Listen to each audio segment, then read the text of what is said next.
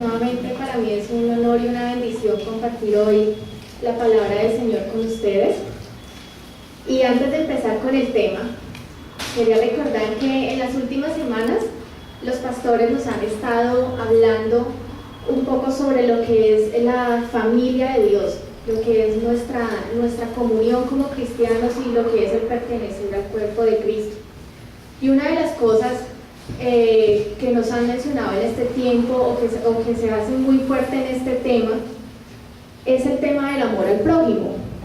Y recordemos que hay un versículo muy significativo en este tema, que fue cuando a Jesús le preguntaron: Maestro, ¿cuál es el mandamiento más importante de la ley de Moisés? Y Jesús contestó: ama al Señor tu Dios con todo tu corazón, con toda tu alma y con toda tu mente. Ese es el primer mandamiento y el más importante. Pero él no se detuvo ahí. Él dijo: hay un segundo mandamiento que es igualmente importante. Otras versiones dicen que es casi tan importante. Ama a tu prójimo como a ti mismo. Toda la ley y las exigencias de los profetas se basan en estos dos mandamientos. Y la verdad es que esto es algo que yo creo que todos hemos escuchado, todos hemos leído en la Biblia. Pero yo creo que cuando nosotros le permitimos al Señor que nos revele lo que hay en nosotros, o cuando somos muy sinceros con nosotros mismos, nos damos cuenta que no siempre lo aplicamos o que realmente no es tan fácil vivirlo. Y la verdad es que pienso que hay dos barreras o dos obstáculos muy grandes para que realmente eso a veces lo llevemos a cabo. Y lo primero es que lo queremos hacer sin el Señor. Lo queremos hacer en nuestras fuerzas. Nosotros escuchamos eso aquí en la prédica y decimos: sí, yo voy a salir y voy a amar a los demás y voy a amar al prójimo porque el Señor me lo manda. Y entonces empezamos en nuestras fuerzas a querer amar a los demás y se nos dificulta, porque es que la palabra dice que Dios es amor. Nadie va a poder llegar alguna vez a amar de verdad, a menos que le permita que sea el Señor el que le dé ese amor. Nosotros por eso primero habla de amar al Señor. Yo primero tengo que amar al Señor, permitirle que me llene de su amor y que sea Él el que dé ese amor al prójimo a través de mi vida. De otra manera es imposible lograrlo. Pero lo otro que pues he entendido que es una barrera para que llegamos a amar al prójimo de verdad es que no nos amamos a nosotros mismos. Y esto es algo que yo creo que nos ha pasado a todos, o casi a todos, aunque muchas veces no nos demos cuenta.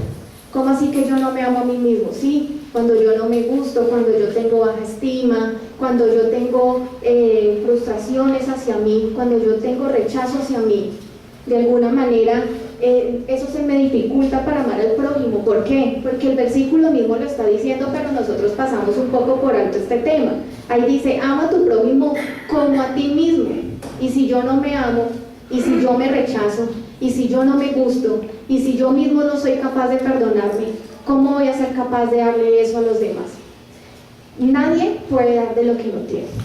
Si yo le quiero regalar a alguien $1.000.000, pero no los tengo, por más que se lo quiera dar, no lo voy a hacer. Y eso pasa lo mismo con el amor. Si usted le quiere dar el amor a los demás, pero usted primero no tiene el amor de Dios y no se ama usted mismo, nunca lo va a lograr. Por eso es que la prédica que traigo el día de hoy se llama Restaurando nuestra imagen. Porque para amar a los demás me tengo que amar yo. Y para eso tiene que haber un proceso de aceptación y de reconciliación conmigo mismo.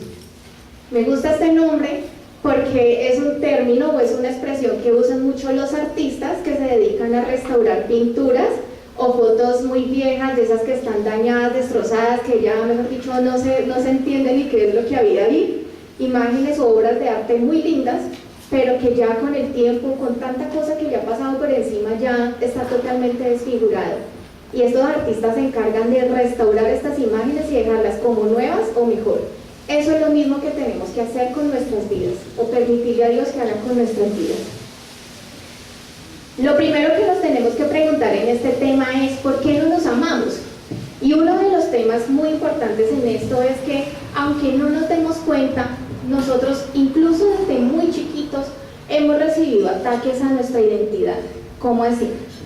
Vean, el libro de Génesis capítulo 1, versículo 26 dice: y Dios dijo, hagamos al hombre a nuestra imagen, conforme a nuestra semejanza, y ejerza dominio sobre los peces del mar, sobre las aves del cielo, sobre los ganados, sobre toda la tierra y sobre todo reptil que se arrastra sobre la tierra. El tema de nuestra imagen es tan importante para Dios que casi que la Biblia inicia diciéndonos esto. Es como diciéndonos, si tú quieres tener una relación sana conmigo, con lo demás, tienes que tener sana tu imagen y tienes que tener claro quién eres. Pero si ustedes recuerdan, hubo un ser que quiso ser como Dios, que envidió a Dios. Ese fue Satanás. Satanás anhelaba ser como el Señor, que le rindieran la gloria que él tenía, tener el poder que él tenía. Y como no lo logró, se rebeló. Imagínense lo que este ser sintió cuando vio que Dios creó al hombre a su imagen y semejanza, y que le dijo que iba a tener dominio sobre todo lo que vemos. Yo creo que debió sentir mucha rabia, debió sentir mucho dolor, debió sentir mucha envidia. Y también mucho miedo. ¿Por qué miedo? Porque la palabra dice que el mismo Jesús dijo que nosotros haríamos aún las mismas cosas que Él. ¿Por qué? Por el poder de su Espíritu Santo en nosotros. Entonces imagínense. Entonces les voy a poner un ejemplo que alguna vez escuché. Haga de cuenta que está una pareja, está una persona, y le dicen, llega alguien y le dice que su pareja le es infiel, y llega con una foto y le muestra la evidencia. Esa persona no tiene a su pareja ahí al lado para reclamarle, y en el dolor y la rabia, lo primero que hace es que coger y volver nada a las fotos, ¿cierto? Coger y rasgar esa imagen, pisotearla. Eso es lo que hace Satanás con nosotros. Como Satanás no puede tocar a Dios, ¿qué busca hacer él? Él busca dañar su imagen, que somos nosotros. Por lo que les digo, ¿ustedes creen que Satanás los quiere? Obviamente no. Satanás nos odia, porque somos la creación de Dios. ¿Y por qué nos tiene miedo? Porque sabemos, él sabe que si nosotros empezamos a entender quiénes somos, qué propósito tenemos, nosotros le vamos a hacer la vida imposible, porque vamos a hacer que las almas que hoy se están perdiendo se vayan para la salvación del Señor. ¿Cómo se halla entonces nuestra identidad? Lo primero son muchas veces las raíces de rechazo, aún desde el vientre de nuestra madre. Puede que nosotros ninguno se acuerde, pero cuando una persona la concibe y los papás se dan cuenta que está en embarazo y no se agradan de esta noticia, y la primera reacción es: no, yo cómo cometí este error, si estaba en el mejor momento de mi carrera, o si yo ahora no tengo plata, o fue el papá el que dijo: no, ese hijo no es mío. Puede que una persona no se acuerde, pero eso es algo que el bebé siente, y eso es una marca de rechazo que queda en la vida de la persona para siempre, a menos que Jesús entre a sanar eso en su corazón. Asimismo, el rechazo de nuestros padres durante nuestra crianza, falta de palabras de amor, falta de palabras de afirmación, hacen que nosotros crezcamos pensando: pues si yo no soy valioso para mis papás, entonces ¿para quién? Y esto quizás es uno de los problemas más grandes para que una persona llegue a conocer de Dios. Porque si nuestros papás no nos amaron, si nuestros papás no nos dijeron palabras lindas, ¿cómo así que hay un Dios, que hay un papá que me ama, que me salva, que da su vida por mí, que me perdona? Yo no conocí eso. Eso dice una persona que no ha tenido una imagen paterna sana, y por eso este tipo de personas les cuesta tanto acercarse al Señor y confiar en Él. Y por eso es una de las obras que Satanás hace en la vida de una persona para separarlo de Dios. Lo otro son las palabras que nos han dicho desde niños hasta nuestra adultez y que nos han marcado. Y esto puede venir desde los compañeritos del colegio, de nuestra familia, compañeros del trabajo, de la universidad, jefes, parejas que en algún momento se tuvo, cuando de niño te decían: es que tú eres muy feo, es que tú eres muy flaco, cuando en un colegio te dijeron: es que usted es bruto, cuando quizás escuchaste a tus papás o a tu familia diciéndote que tú eras un error, que tú eras un encarte, que no servías para nada, cuando quizás en un trabajo te dijeron que no aspiraras a llegar más allá porque tú no tenías esas capacidades, o cuando te despidieron. Esas son cosas que marcan a una persona, y puede que uno en el momento diga: no, pues que piensen lo que quiera, a mí no me importa. Realmente cuando uno no lleva eso a la cruz y no lo sana en el Señor, esas cosas quedan ahí en el corazón y nos marcan hasta que no haya una restauración de parte de Dios. Lo otro son los medios de comunicación. Los medios de comunicación son maravillosos, no son malos. De hecho, yo creo que es un invento de Dios porque ha ayudado a difundir la palabra de Dios en formas impresionantes. Pero, yo creo que el enemigo todo lo lindo de Dios busca cómo distorsionar. Y es algo que ha usado para llevar un mensaje equivocado a las personas. Hoy en día los medios de comunicación nos muestran que la señal de éxito es tener mucho dinero, tú eres bonito si estás en ciertos parámetros. De hecho, hoy en día los medios de comunicación nos muestran que ser cristiano no es cool, ¿cierto? Nos hacen ver a los cristianos como religiosos, una mala fama terrible, ¿cierto? O usted llega, después de un día muy difícil en su trabajo, en su colegio, que se siente mal, que se siente triste, y en vez de abrir la Biblia, llega y abre el Facebook o Instagram, y lo primero que empieza a ver es las vacaciones de los demás, cómo le está yendo de bien a los otros. Entonces usted dice, no, yo soy el único fracasado, a mí sí me va bien mal, en cambio a los demás cómo les va de bien. Y eso ha hecho que nosotros generemos heridas en nuestro corazón. Lo otro son pensamientos que el enemigo pone en nosotros. El enemigo, así como no puede tocar a Dios, no nos puede tocar a nosotros. ¿Cómo obra él? Con pensamientos. Él pone pensamientos en nuestra vida. Tú eres fracasado, te recuerda tus pecados, usted cómo se le ocurre que va a ir a servir a Dios, si usted hizo esto hace no sé cuántos 20 años, una cosa así, siempre como queriendo generar pensamientos en ti para que tu imagen cada vez se desdibuje más.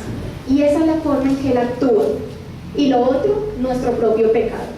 De hecho, nosotros perdimos esa comunión con Dios cuando Adán pecó, ¿cierto? Cuando Adán y Eva pecaron. Entonces, nuestro propio pecado, áreas incorrectas en nuestra vida, que también desdibujan esa imagen que nosotros tenemos de la imagen y semejanza de Dios, y que tenemos que cambiar para restaurar nuestra imagen. Y mire que esto que les cuento no es algo que nos pasa solo a nosotros. Hay un ejemplo en la Biblia, Pablo. Ustedes saben Pablo, todo el trabajo que hizo, cómo divulgó la palabra de Dios, la transformación que tuvo en su vida. ¿Y saben qué cuenta Pablo en sus cartas? Él dice, algunos dicen, las cartas de Pablo son exigentes y fuertes, pero él en persona es débil y sus discursos no valen nada. ¿Ustedes qué creen que quería el enemigo con esto? Seguramente desanimarlo, que Pablo dijera, ¿qué? Yo haciéndome golpear, pegar, meter a la cárcel por esta gente y dicen que mis discursos no valen nada. No, yo no me sigo metiendo en problemas por esa gente, que hagan lo que quieran, ¿cierto? Por eso es que nos busca deteriorar nuestra imagen, para que no cumplamos nuestro propósito, para apartarlo. ¿Ustedes qué creen que hizo Pablo? ¿Que se dio ante eso? No, ¿cierto que no? Y hay dos extremos de una imagen distorsionada. Obviamente hay muchas formas de imágenes distorsionadas, pero pienso que hay dos extremos. Uno tiene que ver con la baja estima. Y para esto hay un ejemplo. Jeremías, capítulo 1, versículos 4 al 6.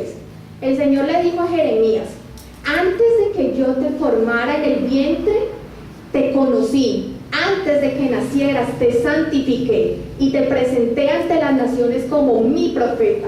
También otras versiones dicen, y te nombré profeta a las naciones. Y usted viene y le dice Dios eso, uno dice, no, pues si me lo dice Dios es porque es cierto. ¿Saben qué le contestó Jeremías? Ay Señor, date cuenta que no sé hablar, no soy más que un muchachito. Imagínense la marca de baja estima que tenía Jeremías en ese momento de su vida, o por lo menos en esa área, para que le contestara el mismo Dios eso, o sea, que entienda, yo no soy su profeta a las naciones.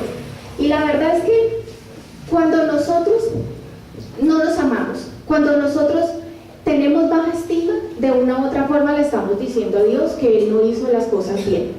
Y eso es algo que nosotros tenemos que reconciliar con el Señor. Y también cuando nosotros tenemos una imagen distorsionada de nosotros, no nos gustamos, nos rechazamos, como nosotros somos su imagen y semejanza, de una u otra forma estamos rechazando el mismo Dios, y por eso también nos cuesta relacionarnos con Él, y por eso es tan importante sanar nuestra imagen para poder relacionarnos con Dios y poderlo ver tal como es. Y fíjense que Jeremías tenía unas heridas en su personalidad, precisamente en las áreas que Dios lo quería usar, y muchas veces esto es lo que busca el enemigo, ¿no? Atacarnos en las cosas con las que Dios más quiere usarnos o con las que tiene propósito en nuestras vidas. El otro extremo, el orgullo. Personas que creen que no necesitan a Dios o que pueden hacer lo que quieran, o personas que se creen perfectas, que creen que son mejores que otros, o que el defecto o la culpa siempre es del otro. Eso es orgullo. ¿Qué dice el Señor respecto a eso? Dice en Proverbios 8:13: el temor del Señor es aborrecer el mal, el orgullo, la arrogancia, el mal camino y la boca perversa yo aborrezco. El Señor aborrece el orgullo. En Romanos 12:3 dice: basado en el privilegio y la autoridad que Dios me ha dado, le advierto a cada uno de ustedes lo siguiente: ninguno se crea mejor de lo que realmente es. Sean realistas al evaluarse ustedes mismos. Háganlo según la medida de fe que Dios le ha dado. Y miren que estas cartas eran dirigidas a los creyentes. O sea, esto no es un tema solo de la gente que está afuera, los que no conocen a Dios. De hecho, esto es algo que yo creo que todos nosotros, o la mayoría de nosotros, tenemos algo que tratar con el Señor, y tenemos que pedirle al Señor que nos muestre, porque el orgullo es así. El orgullo es de esos defectos que nadie cree que los tiene, y que el problema siempre es del otro, pero yo soy súper humilde. Y creemos muchas veces que por ser cristianos no tenemos este problema. Y miren que aquí en esta carta de Juan, él estaba hablando de la importancia que era recibir los maestros en las iglesias. Ustedes se recuerdan, en esa época viajaban por muchos lados predicando la palabra de Dios, difundiendo el evangelio. Y miren lo que él cuenta: le escribí esta carta a la iglesia acerca de esto, pero Diótrefes, a quien le encanta ser líder, no quiere tener nada que ver con nosotros. Imagínense, un líder de la iglesia, ¿qué le pasó? Se llenó de orgullo. Se llenó tanto de orgullo que no quería ni siquiera recibir a Juan ni a ninguno de ellos. Quería ser la estrella de la iglesia. Así que nosotros, por estar acá, no nos exime de pedir al Señor que nos hable en estas áreas de nuestra vida, porque es algo que Dios aborrece, y quizás no nos damos cuenta, pero puede estar generando algo ahí que nos distorsiona. Para tener una imagen sana, teniendo una imagen sana, solamente en Cristo. Si usted quiere tener una imagen sana, usted se tiene que centrar solo en Cristo, usted se tiene que comparar solo con Él. Primera de Samuel 16 dice: pero el Señor le dijo a Samuel: no te dejes impresionar por su apariencia ni por su estatura, pues yo lo he rechazado. La gente se fija en las apariencias, pero yo me fijo en el corazón. Y yo creo que estas dos imágenes que vimos ahora, tanto la baja estima como el orgullo, tienen un origen, y ambas son el egocentrismo, el egoísmo que tenemos muchas veces como personas, y el fijar estándares y modelos a seguir diferentes a Jesús. Porque cuando yo me fijo en otros, cuando yo me comparo con otros y una persona está mejor que yo me voy a sentir muy mal y mi estima se va a ir al piso. Pero cuando yo me comparo con otro que está peor que yo me voy a llenar de orgullo. ¿Qué dice la palabra? Dice en Efesios: sed pues imitadores de Dios como hijos amados. Su modelo a seguir tiene que ser Cristo. Cuando usted tiene como modelo a seguir a Cristo, y cuando Él es la parte con la que usted se compara y sabe que su identidad está en Él, usted no va a tener baja estima, porque usted va a entender que usted es imagen y semejanza de Dios, y que usted es amado por Dios. Y usted tampoco va a tener orgullo. ¿Por qué? Porque va a saber que lo que usted tiene es por gracia de Dios, y que usted vino a este mundo fue a servir, no a que lo sirvan. ¿Y cómo es ser como Cristo? En Filipenses 2, versículos 2 al 8, se llama de hecho esa parte así: ser como Jesucristo. Dice: les pido que vivan en armonía y que se amen unos a otros, así me harán muy feliz. Pónganse de acuerdo en lo que piensan, deseen las mismas cosas y no hagan nada por orgullo o solo por pelear. Al contrario, hagan todo con humildad y vean a los demás como mejores a ustedes mismos. Nadie busque el bien solo para sí mismo, sino para todos. Tengan la misma manera de pensar que tuvo Jesucristo. ¿Y cuál fue esa? Que aunque Cristo siempre fue igual a Dios, no insistió en esa igualdad. Al contrario, renunció a esa igualdad y se hizo igual a nosotros, haciéndose esclavo de todos. Como hombre, se humilló a sí mismo y obedeció a Dios hasta la muerte. Murió clavado en la cruz del Calvario. Así es como Cristo. Y así es como debe ser nuestro modelo a seguir. No lo que nos muestra la televisión o lo que nos dice la gente. Cristo debe ser nuestro modelo a seguir y usted tiene que construir una identidad en Él y para Él. Bueno, ¿cómo restaurar nuestra imagen? ¿Qué pasa cuando yo restauro mi imagen en las manos incorrectas? La verdad es que solo en Cristo está la respuesta. Solo en Cristo usted va a poder restaurar su imagen de una forma sana y de verdad. Y les voy a poner un ejemplo. Esta es una pintura que se llama el Ecce Homo, está en España. Aquí ya está un poquito como dañadita, pero es una pintura bonita, ¿cierto? Se ve que la hizo alguien que sabía pintar. Pues la imagen se fue deteriorando un poco más. Miren que ya estaba súper pelada, no se sabía si ahí tenía pelo, si tenía oreja, no se ve bien. Entonces, ¿qué dijeron? Vamos a restaurarla, ¿cierto? Vamos a restaurar esta obra de arte. Y miren cómo la dejaron. Eso le dio la vuelta al mundo, porque esa fue la restauración de esta obra de arte. Imagínense, eso es lo que pasa con nosotros cuando intentamos restaurar nuestra imagen en las manos incorrectas. ¿Saben quién hubiera dejado esta pintura súper bien? Su creador. Y eso es lo que tenemos que hacer con nosotros, restaurar nuestra imagen en manos de nuestro creador. Paralelamente, cuando hacemos una restauración de nuestra imagen, gracias a la obra de Jesús. Esto es una imagen, una foto, se ve súper viejita, se ve que estuvo rasgada, eso se ve, mejor dicho, manchado, eso no se ve ahí que ni siquiera bien qué hay detrás de esa línea azul. Y miren que cuando lo restauró un experto en el tema, ¿cómo dejaron esa imagen? Súper linda, ¿cierto? Yo creo que quedó mejor que al principio. Eso es lo que nosotros tenemos que hacer. Nosotros tenemos que ir a las manos del que de verdad puede restaurarnos, que es nuestro Dios. Entonces, ¿cómo lograrlo? Lo primero, aquí hay unos tips, es entendiendo que soy amado por Dios y dejando que Él sea mi modelo a seguir. Yo pienso que muchos de los vacíos que la gente tiene y que busca llenar y por lo cual desencadena en baja estima o llenándose de orgullo es por falta de amor.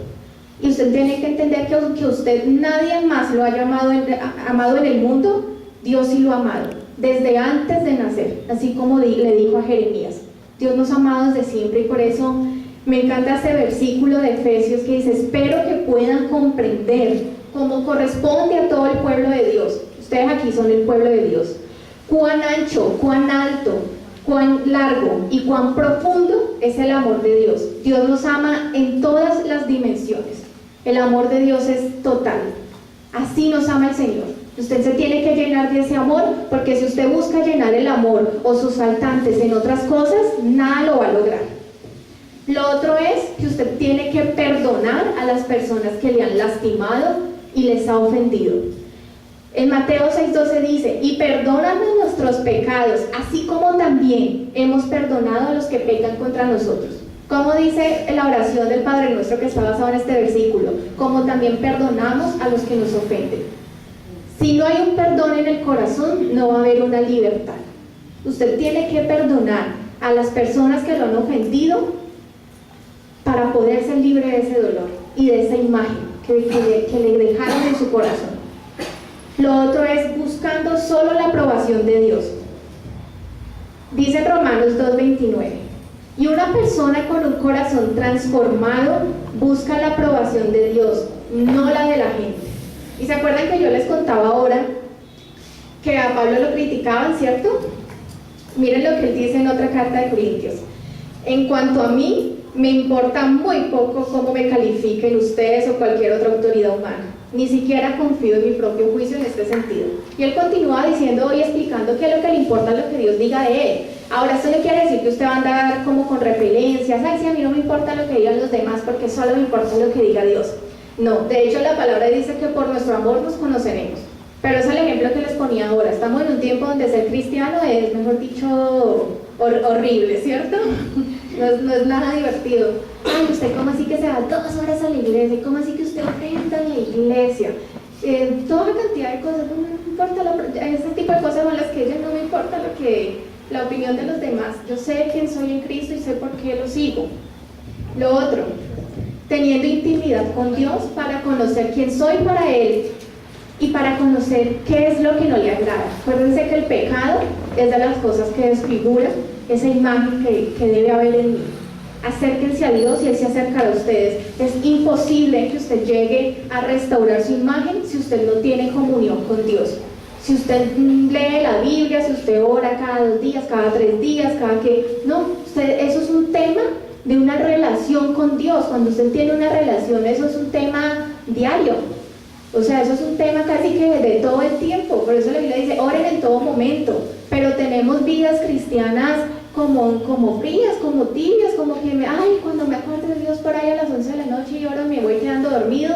No, o sea, mientras sea así, claro que usted cualquier cosa que le venga a su cabeza lo va a contaminar y le va a distorsionar, porque usted no está manteniendo una relación con ese creador que le dice, hey, tú eres esto para mí, o que le dice, bueno, tú eres mi hijo amado, tú eres mi creación, pero eso que estás haciendo es un pecado y está distorsionando eso y está distorsionando esa comunión y lo tienes que quitar. Entonces, necesita una comunión con Dios, pero determínese que esto sea un tema de todos los días. Dejemos de vivir un cristianismo así como de fin de semana, de cada que me acuerdo. Dios es real y usted se tiene que determinar a seguirlo cada día de su vida. Y lo más importante para restaurar nuestra imagen es la obra de Jesús. Esa foto que está ahí es una imagen de la película La Pasión de Cristo. Me disculpan si les parece un poquito fuerte, pero de hecho dicen que eso, lo que se ve en la película, no es ni parecido a como realmente Jesús quedó. Y uno de los derramamientos de sangre que Él tuvo fue en su rostro, fue sobre nuestra identidad. Y Él también experimentó el rechazo. Dice en Mateo, cerca de la hora 9, Jesús clamó a gran voz, diciendo, Elí, Elí, lama sabactani. Esto es, Dios mío, ¿por qué me has desamparado? Jesús vivió también el rechazo. A Él lo traicionó uno de sus discípulos que estuvo con Él 3 años comiendo con Él y lo traicionó, lo rechazó. A Él le decían, Jesús de Nazaret, ese no es el hijo de no sé quién. O sea, Él también vivió ese rechazo. Y Él vivió eso, ¿saben para qué? Para hacernos libres a nosotros de ese rechazo. Nuestra imagen y nuestra restauración de nuestra identidad está en Jesucristo. Por eso es que no hay otro camino. La palabra dice, yo soy el camino, la verdad y la vida. No hay otra manera en que usted va a restaurar su imagen, si no es a través de Él. Y la 4ª vez que Él derramó sangre fue cuando a Él le arrancaron la barba y le destrozaron por completo la cara. Ahí era un ataque a su identidad. Un ataque a quién era. Él dio su sangre para que usted pueda restaurar su identidad. En Isaías 56 dice, di mi cuerpo a los heridores y mis mejillas a los que me mesaban la barba. No escondí mi rostro de injurias y disputos. Y continúa en Isaías 53, del 2 al 3. Subirá cual renuevo delante de él y como raíz de tierra seca. No hay parecer en él, ni hermosura.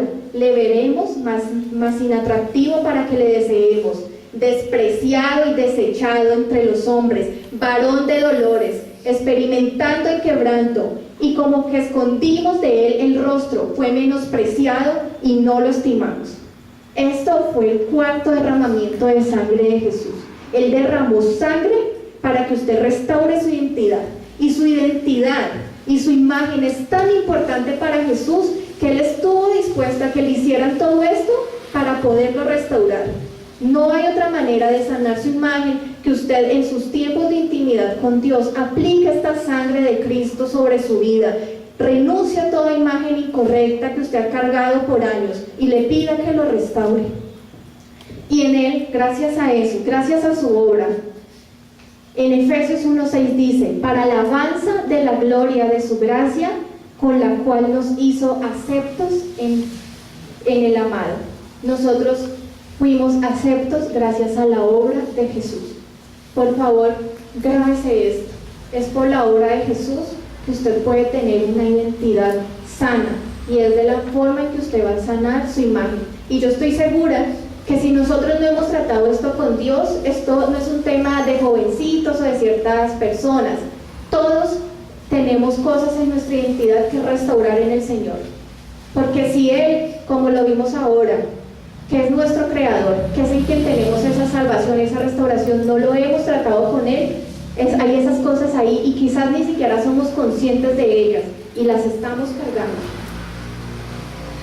Entonces, para restaurar mi identidad, una pregunta muy importante es: ¿quién soy para Dios?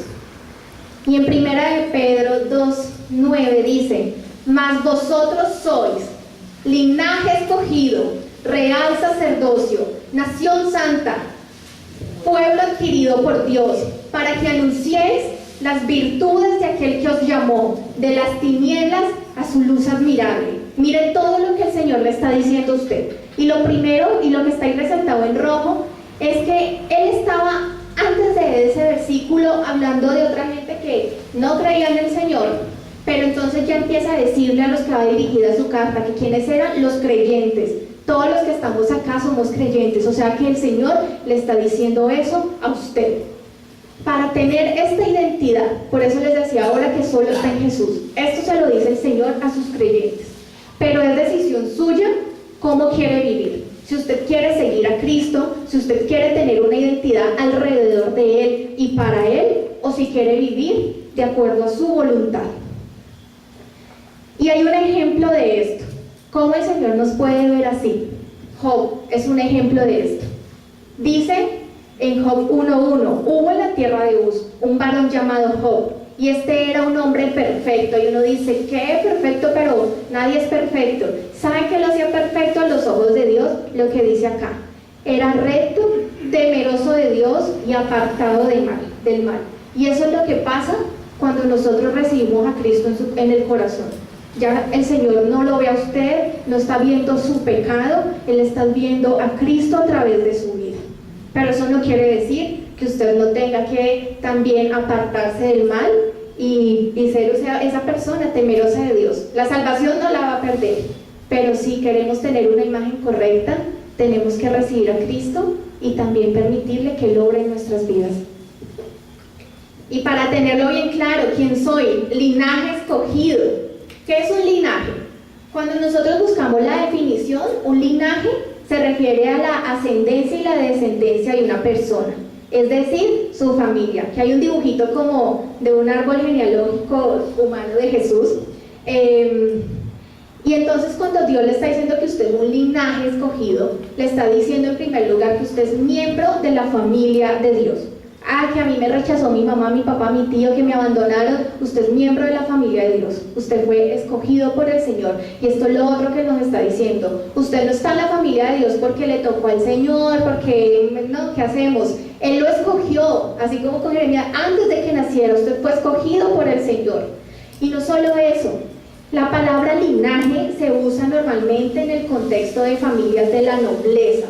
El que le está diciendo que usted no es miembro de cualquier familia. Usted es hijo del Señor, usted es hijo del Rey de Reyes, del Dios del universo, del dueño del oro y de la plata. Y esa usted tiene que entender que esa es la identidad que usted tiene. Usted no es cualquiera, usted tiene un papá, y usted tiene una identidad en él, usted tiene una familia, y no es cualquier familia. Mas a todos los que le recibieron, a los que creen en su nombre, les dio potestad de ser hechos hijos de Dios. Eso dice en Juan 1.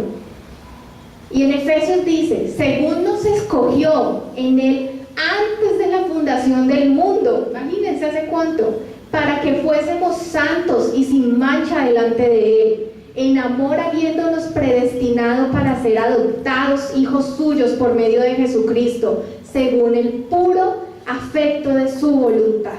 Dios lo ama y usted hace parte de su familia porque Él lo quiso así.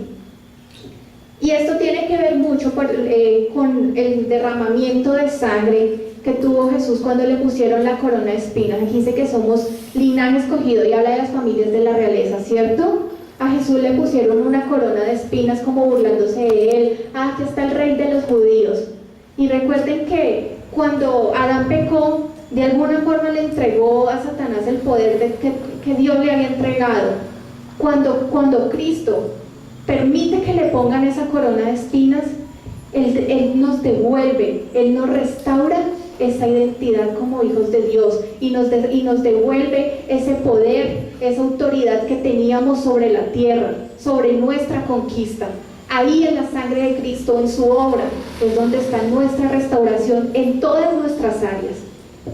También dice que somos real sacerdocio. En otras versiones dice son sacerdotes del rey. ¿Ustedes sabían que ustedes son sacerdotes del rey? ¿Sabían? Sí, son sacerdotes. Y algunas funciones de los sacerdotes, para que entendamos qué es lo que nos está diciendo con esto, eran: lo primero es que dirigían las ceremonias religiosas. ¿Qué está diciendo? Que usted es una persona capacitada y llamada para servirle al Señor. Lo otro es que eran quienes presentaban las ofrendas por los pecados de los demás al Señor. ¿Qué quiere decirnos con esto? ¿Qué nos está mostrando? Que somos quienes pueden ayudar a llevar la salvación de Cristo a otras personas. Ustedes pueden salvar a personas a través de presentarles a Jesús a sus vidas. Y lo otro es que era el único que podía tener una comunicación, una comunión directa con el Señor a favor de otros. ¿Qué nos está diciendo? Que somos intercesores. Ustedes son llamados a orar.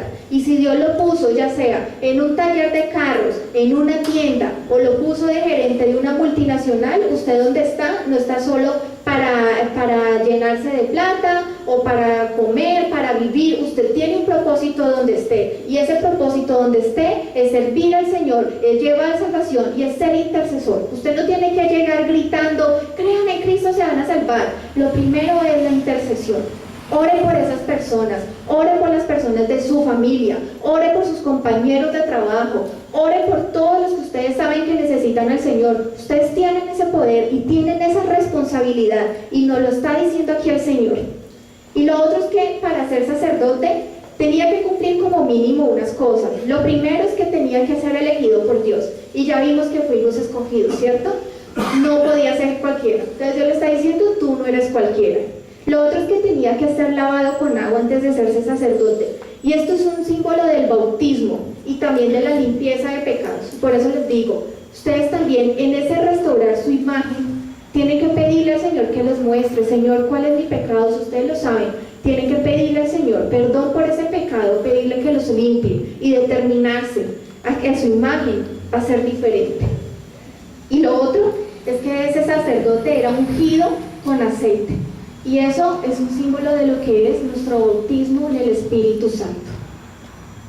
Y ahí dice que somos real sacerdocio. Y la definición de real va enfocada hacia dos cosas. Lo primero es lo que tiene existencia verdadera y efectiva. ¿Y por qué esto es tan importante? Porque nosotros estamos en un tiempo de espiritualidad. Todo el mundo hoy en día es espiritual, pero sobre todo en religiones que vienen orientales.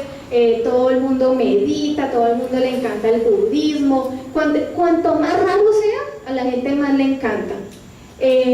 Lo que viene así, no sé, de los indígenas, mejor dicho, pero lo que cuando les hablan de Jesús, ahí sí que pereza, ¿cierto? Pero como les dije, el único camino es Jesús. Jesús es real y es la real salvación. A la gente le pueden estar vendiendo una espiritualidad y la gente se puede estar sintiendo hoy en día muy bien. Ay, no, me ha dado una paz. Yo vivía triste, pero desde que me tomé la agüita del profesor no sé qué, entonces ya estoy súper. No, eso es falso, esos son engaños, para que crean que usted no necesita a Dios. Entonces usted es el real sacerdocio. ¿Por qué? Porque usted es quien presenta a Cristo. Y lo otro es lo perteneciente al rey o a la realeza. Lo que les dije ahora, ustedes son miembros de la familia del Rey de Reyes, no son cualquier cosa. Lo otro es que dice que somos nación santa.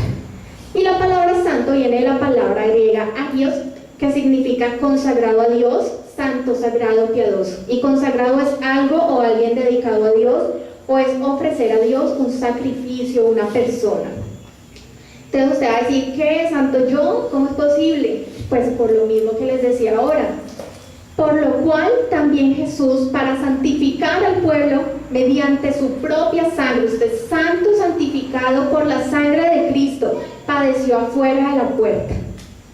Y esto tiene que ver también con uno de los derramamientos de sangre de Jesús, pues de hecho con todos, pero especialmente hay uno que cuando uno estudia los derramamientos tiene una relación directa, y es el último derramamiento. A Jesús le clavan una lanza para verificar que esté muerto, y lo que hace en ese momento es que su corazón estalla y brota agua y sangre.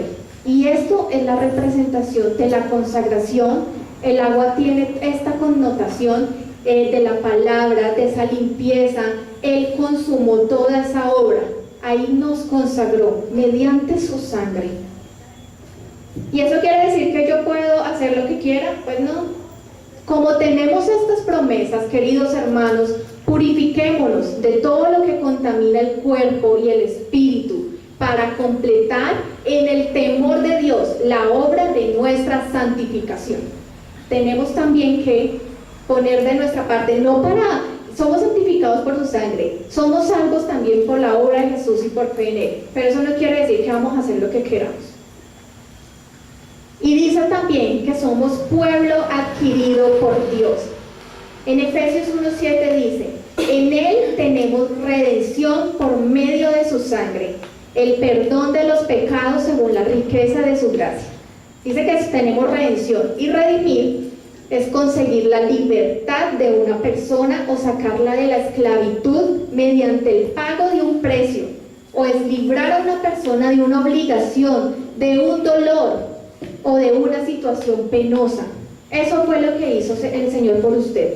¿Y sabe qué le está diciendo con esto? Que usted es tan valioso que Él estuvo dispuesto a morir por usted, que no alcanzaba el dinero del mundo ni ninguna otra cosa, sino que tenía para comprar su vida, que dar su sangre. Usted es valioso para el Señor y usted hoy le pertenece a Él. Dice, porque habéis sido comprados por precio, glorificad pues a Dios en vuestro cuerpo y en vuestro espíritu, los cuales son de Dios.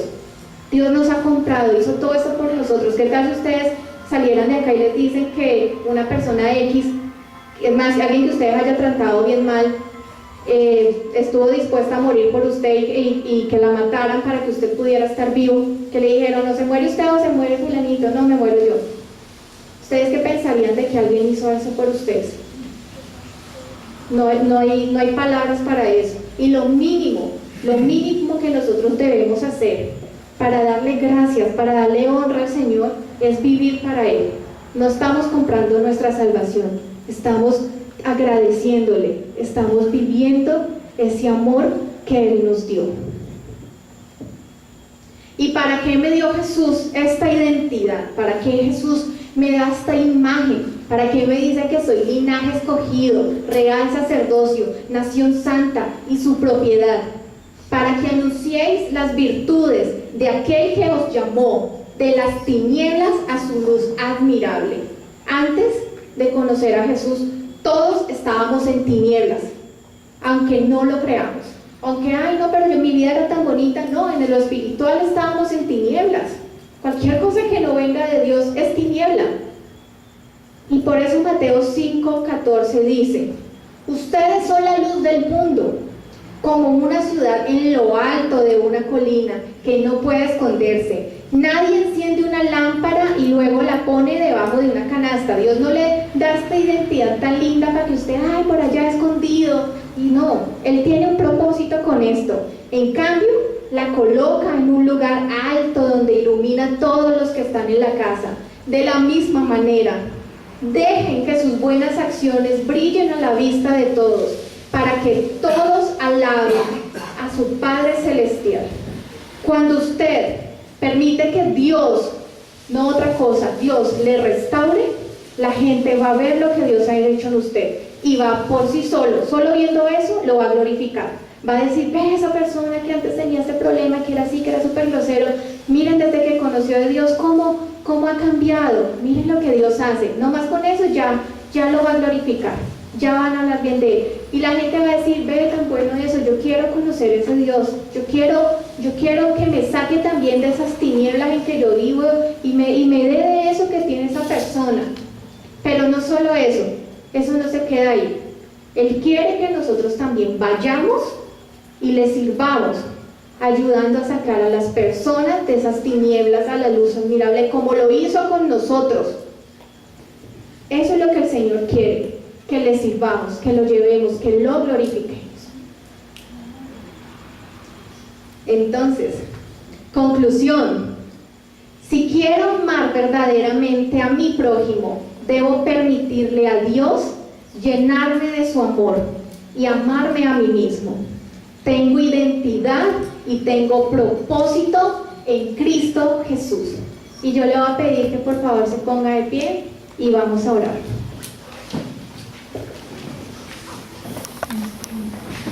Amado Señor, te damos gracias por tu palabra. Te damos gracias por este tiempo, Señor Jesús. Gracias por tu obra. Yo te quiero pedir perdón por mis pecados, Señor. Esos pecados que yo mismo cometí y que distorsionaron mi imagen, Señor. Hoy también me determino a perdonar a esas personas que me han herido, esas personas que me han lastimado, que me ofendieron, esas personas que desde mi niñez me dijeron que yo era feo, que yo no valía, Señor, que yo no podía lograr nada, Padre Celestial. Esas personas que me dijeron que yo no servía para ese trabajo, esas personas, Señor, que trataron mal a mis padres, que se burlaron de mí porque decían que éramos pobres, Señor, que no tenía quizás la mejor ropa. Todas esas cosas, Señor, tú conoces el corazón de cada uno, tú conoces las palabras que cada uno nos han dicho, y hoy, Señor, renunciamos a esas palabras. Y, Señor, yo decido perdonar a esa persona que me ofendió. Te pido, Padre Celestial, que la bendiga, Señor, que sea tu sangre, Señor, limpiando mi corazón. Y hoy renuncio a toda imagen incorrecta, Señor, toda imagen de ser una persona deprimida, de ser una persona enferma, de ser una persona fea, que no tenía propósito. Yo renuncio a esa imagen y yo decido verme, Señor, como tú me ves, Señor, como tu hijo. Señor, hoy declaro que soy linaje escogido, real sacerdocio, nación santa y pueblo escogido por ti, Señor. Y que por eso, Señor, yo te voy a servir y voy a llevar a otras personas de las tinieblas a la luz admirable, Señor, anunciando, Señor, tus virtudes, porque tú me sacaste de ese lugar, Señor, y gracias a ti hoy tengo propósito, Señor, y tengo identidad. Sana, Señor, sana mi corazón, muéstrame aún aquello de lo que no me acuerdo y que quizás en mi corazón ha estado hiriéndome por años, Señor. Yo renuncio a eso que dijeron que esa enfermedad no tenía cura, Padre Celestial, que nunca iba a servir para eso, Señor, que realmente tú tienes un propósito muy grande conmigo, Señor. Hoy te pido, aplica tu sangre sobre mi vida y sáname del rechazo, quizás el rechazo de mis padres, aunque yo no me dé cuenta, quizás cuando se dieron cuenta que estaba por nacer, fue una mala noticia, Señor. Yo hoy los perdono, Señor, y te pido, sana mi corazón, te pido perdón por el orgullo, te pido perdón si a veces creo que el problema es de otro, que no te necesito, que no te he puesto en el primer lugar. Y te pido, Señor, que me llenes con tu Espíritu Santo y seas tú, Jesús. Yo aplico esa sangre que brotó de tu cara, Señor, cuando te arrancaron la barba, Señor, cuando te hirieron. Tú moriste por mi identidad, Señor. Tú hiciste un intercambio conmigo en la cruz. Hoy tomo esa identidad, Señor, que tú tienes, y esa baja estima, ese orgullo, esa imagen distorsionada, yo la clavo en la cruz del Calvario, Señor, y declaro, Señor, que tú me muestras cómo soy, cómo tú me ves. Hoy sé que soy tu imagen y tu semejanza, y te doy las gracias, Señor. Amén y amén.